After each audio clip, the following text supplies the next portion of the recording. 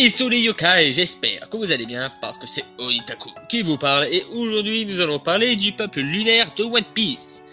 Et donc pour ceux qui ne le savent pas, là je vais surtout parler du peuple d'origine qui formeront les Skypians, les Chandia et les Bilkans plus tard. C'est moi ou j'ai dit deux fois la même chose? Enfin bref, je pense que vous en avez compris.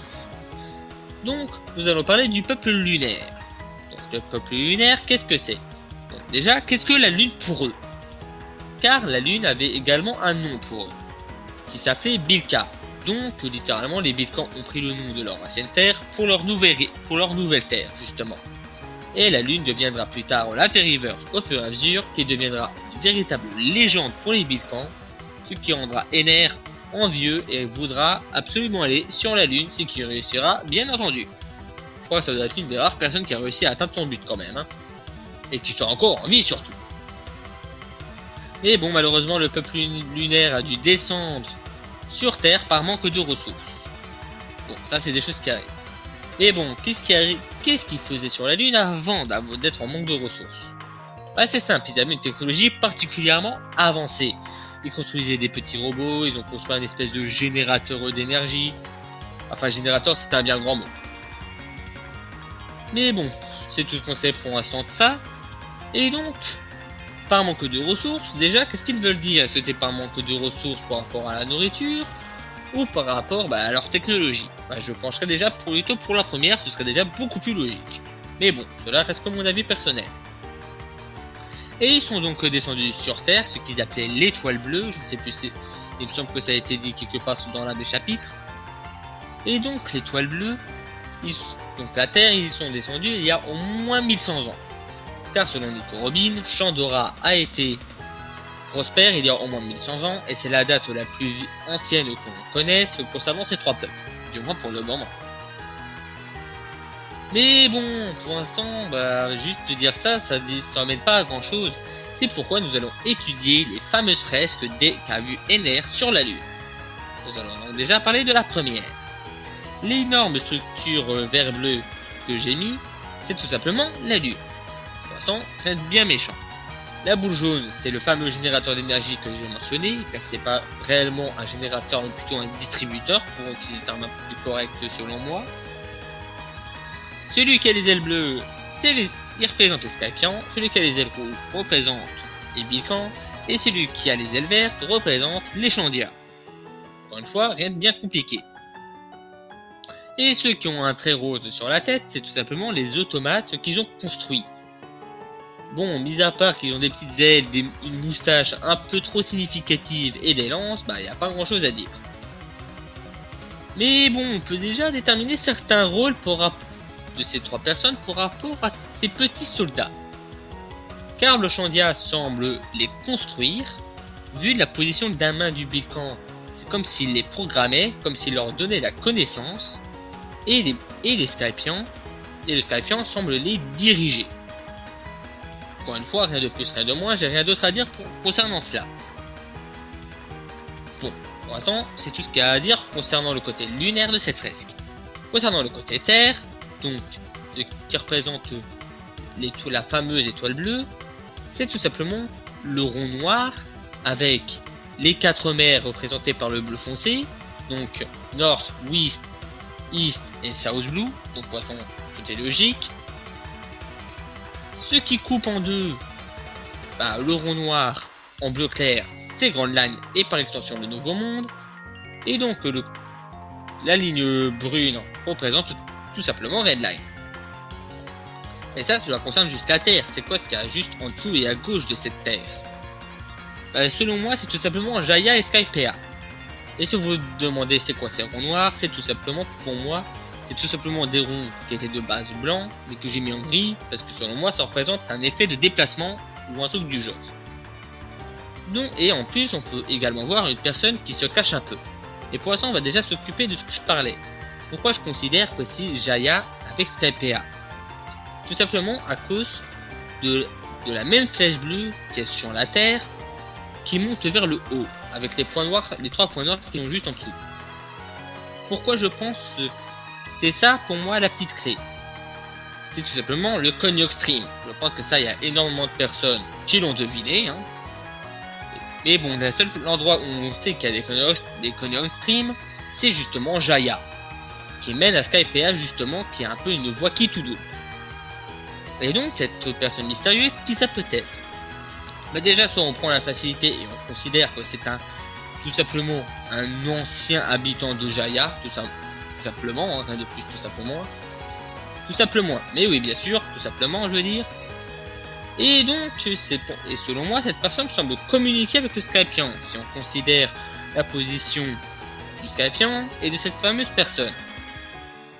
Après, cela reste encore une fois qu'une interprétation de ma part. Déjà, ce qui est bien, c'est qu'avec cette fresque, on peut facilement tout interpréter, et ça c'est bien.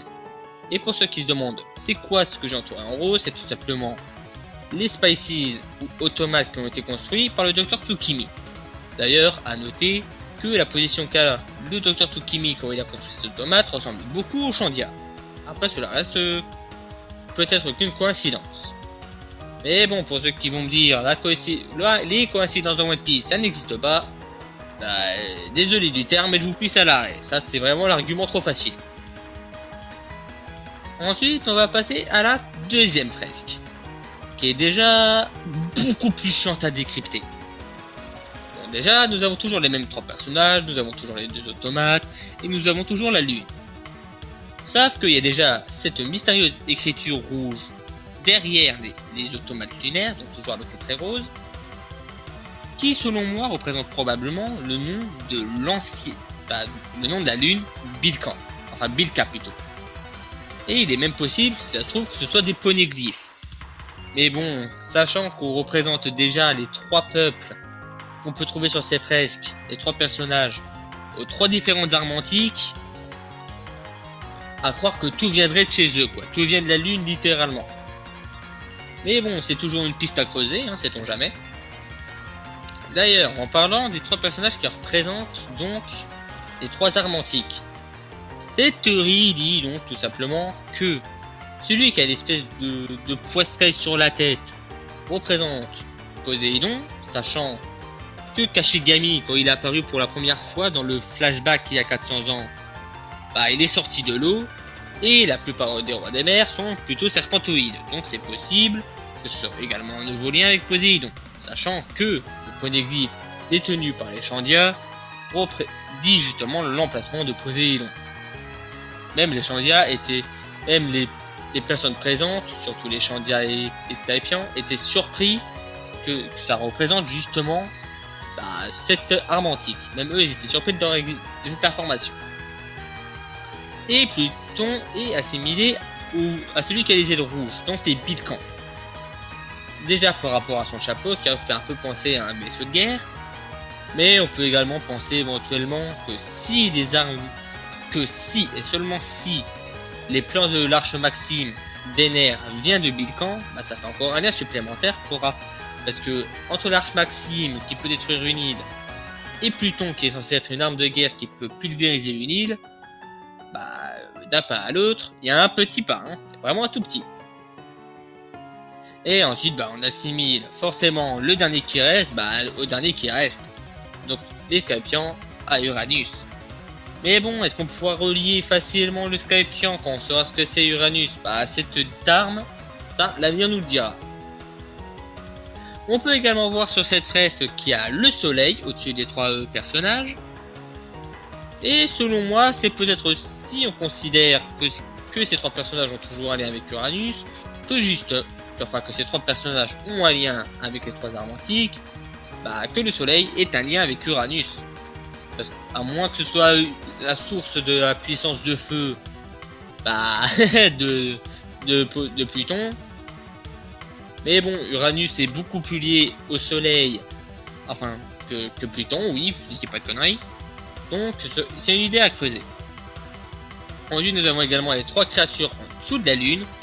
Celui en bleu qui est probablement un requin céleste, celui qui est en orange, la Speedy Shrimp, et l'espèce de petit oiseau, probablement un Western Bird, hein, si on considère que c'est toujours la même direction sur les deux fresques, car là il se dirige vers la gauche, et la gauche c'est l'ouest, si je dis pas de conneries, à moins qu'il appartienne à la même race que Pierre, le destrier de Gunfall sur Skypiea.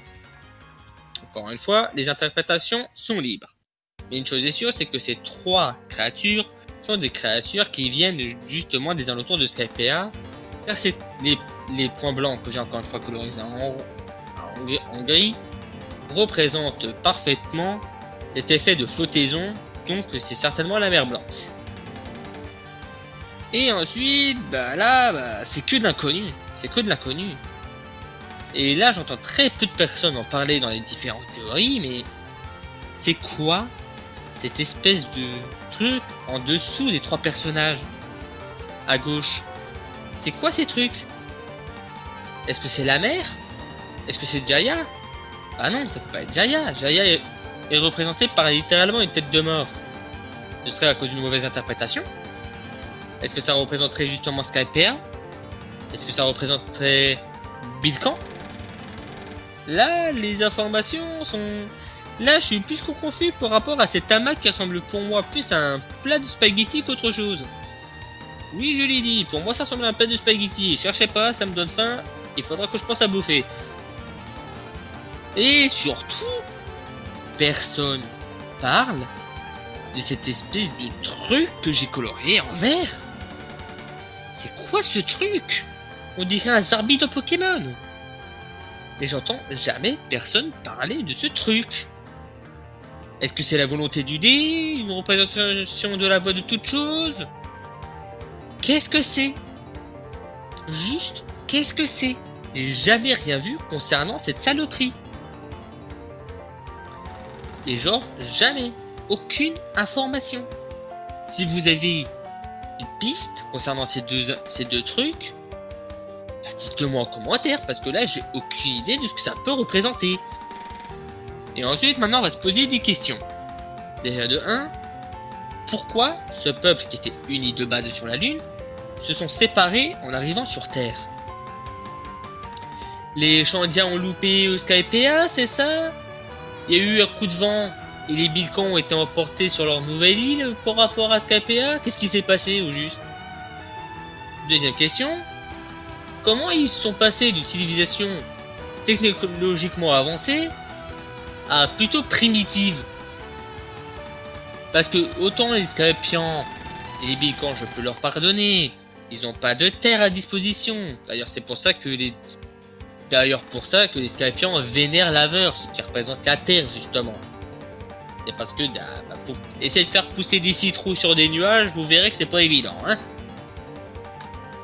Et donc, déjà, comment sont-ils devenus aussi cons? Désolé. Autant les Skypians avec les Dial, ils ont bâti leur propre civilisation, leur propre monnaie, tout ça. Ils sont bien installés. Les Bilkans, pas sûr qu'on sache comment c'était quoi leur mode de vie, puisque Ener a décidé de faire un petit génocide. Mais pour moi, le plus choquant, c'est les Chandiens.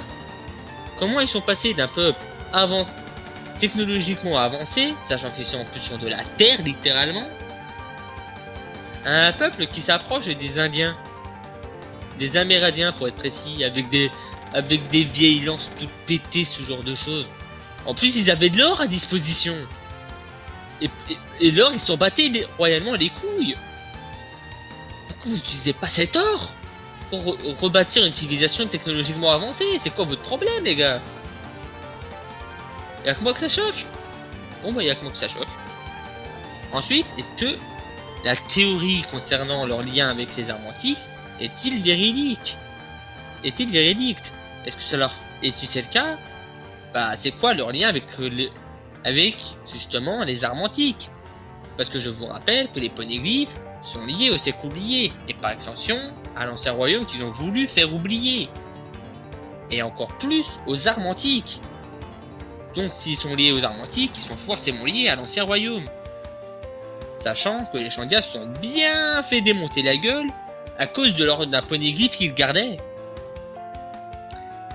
Et donc pour encore reprendre ce que j'ai dit tout à l'heure, c'est quoi ce truc que j'ai coloré en vert? Et c'est quoi ce truc qu'il y a en dessous des 3 personnages qui ressemblent à des spaghettis? Ensuite, vous inquiétez pas, j'ai bientôt fini, il n'y a plus que 3 questions. Déjà, est-ce que U-Rouge, c'est quelque chose? Parce que pour moi, ce mec, c'est un mystère de la nature. À croire qu'il est né Skypian pour devenir... Et il est devenu Bilkan en grandissant. Ça fait absolument aucun sens. Mais bon. J'ai déjà fait une vidéo complète sur Rouge. Donc je vais pas plus en parler que ça. Ensuite, est-ce que Ener va revenir sur Terre avec des réponses et la signification de ses fresques? Est-ce qu'il va revenir? Si ça se trouve, il a même pas réussi à les interpréter. Parce que vu comment il penche la tête, à croire qu'il sait même pas ce qu'il lit. Hein. J'ai aucune idée de ce que je lis, wesh. Et surtout, de quelle manière il va revenir pour ramener ces questions. Est-ce qu'il va rejoindre un nouveau Ganfol et le chef des Chandia sur Upper Yard pour discuter de leur passé commun? Est-ce qu'il va s'attaquer au gouvernement mondial? Il va essayer de voir ce qui s'est passé après? Est-ce qu'il va essayer de retracer l'histoire de son peuple? Qu'est-ce qu'il va faire? Mystère et boule de gomme. Et surtout, une vraie question. Parce que des géants, il y en a. Des hommes poissons, il y en a. Les Tontata, ils sont un peu plus rares, mais bon, ils sont tellement petits que c'est un peu difficile de les remarquer. Des longs bras, il y en a quelques-uns. Des longues jambes, il y en a quelques-uns. Mais des pirates ailés, ou même des personnages ailés tout court sur les mers bleues, qui représentent bel et bien ce peuple, je précise, hein, commencez pas à me sortir Magellan avec ses ailes de démon. Là, je parle plutôt des ailes d'ange. Pourquoi il y a si peu de personnes ailées appartenant au peuple lunaire sur les mers bleues? À part Rouge, je suis sûr qu'on en a vu aucun. Même des mix, on en a vu, sachant qu'on les considère, sachant que les humains et les autres peuples les considèrent comme une tribu un peu chelou, un peu renfermée, qui déteste les humains. Et là, limite, ces descriptions correspondraient limite plus au peuple lunaire, je suis désolé. Des mix, on en voit beaucoup plus, on a même vu avant leur apparition, mais d'autant le peuple lunaire, depuis l'apparition de Skypiea, depuis la sortie de Skypiea, à part Rouge, on a vu personne avec des ailes sur les mers bleues.